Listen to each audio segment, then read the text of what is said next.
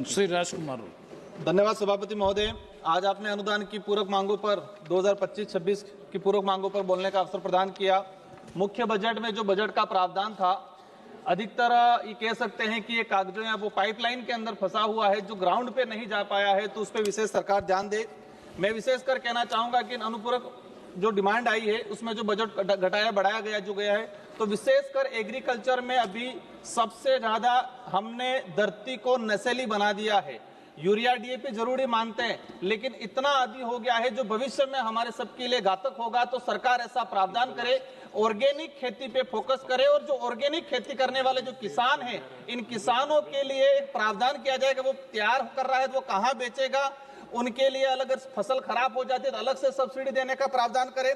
मैं विशेषकर कहना चाहूंगा कि अर्थव्यवस्था की बात होती है तो भारत देश पे आज वर्तमान में आंतरिक और बाहरी कर्ज 181 लाख करोड़ रुपया है, और उस हिसाब से देखा जाए तो प्रत्येक व्यक्ति पे, अगर राजस्थान की हमारी बात करें और पूरे देश की बात करें, प्रत्येक व्यक्ति पे 86,000 करोड़ रुपया आज कर्ज है। इस स्थिति में देखा जाए, आज हम कह रहे हैं, पहले सुनने में आता था डॉलर रुपये से गिर रहा है, तो आज डॉलर मतलब रुपये के मुकाबले डॉलर की वैल्यू बढ़ रही है। और ये सुनने में आ रहा था कि काला धन लाएंगे। ये काला धन कितना आया? देश की जनता को कहा गया था कि 15-15 लाख रुपए देंगे। वो 15-15 लाख रुपए आज 2014 से लगा के आज तक की बात वो कहाँ है, वो कोई समझ में नहीं आया। आज वर्तमान में जो देखा गया है, जीएसटी को लेके बात उठी, जीएसटी को घटाने बढ़ाने की।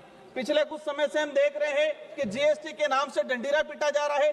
तो जीएसटी बढ़ाया किसने था? 2014 से लगा के 2025 तक सरकार किसकी थी?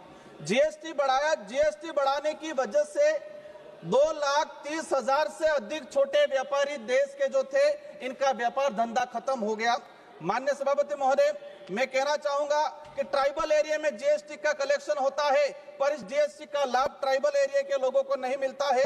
यहाँ जीएसटी सिर्फ राजधानी के आसपास या बड़े शहरों में ही तक सीमित रह जाती है। जीएसटी में ट्राइबल एरिया हेतु शेष कर लगाया जाए, ताकि यहाँ से जो भी कलेक्शन होता है उसका उपयोग ट्राइबल क्षेत्र के लिए किया जाए। वर्तमान देखा गया है कि भाजपा सीना तान कर कहती है कि हम विश्व की 5वीं बड़ी अर्थव्यवस्था है, हमें भी गर्व है कि हमारा देश है। लेकिन हकीकत क्या है? हकीकत यह है कि वर्तमान में जो देखा गया है, प्रति व्यक्ति, मैम 1 मिनट हुआ है, 2 मिनट में मेरी बात समाप्त करूंगा।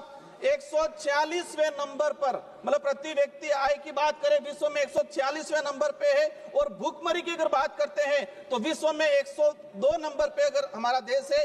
ये विकास सिर्फ 140 करोड़ भारतीयों का नहीं हुआ है, ये विकास मात्र 1 से 2% उद्योगपतियों का हुआ है। मेरी मुख्य मांगे रखना चाहूंगा, नरेगा का जो बजट है, राजस्थान में भी डबल इंजन की सरकार है।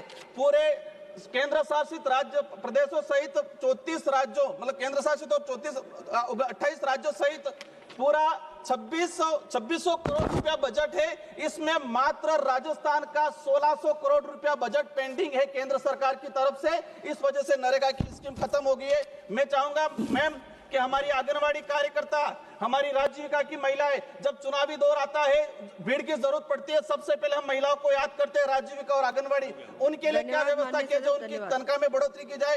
अंतिम मेरी जो मांग है कि मेरे क्षेत्र के अंदर कडाना और माही प्रोजेक्ट, माही जो डैम है, उससे उस क्षेत्र के अंदर धन्यवाद अध्यक्ष महोदय।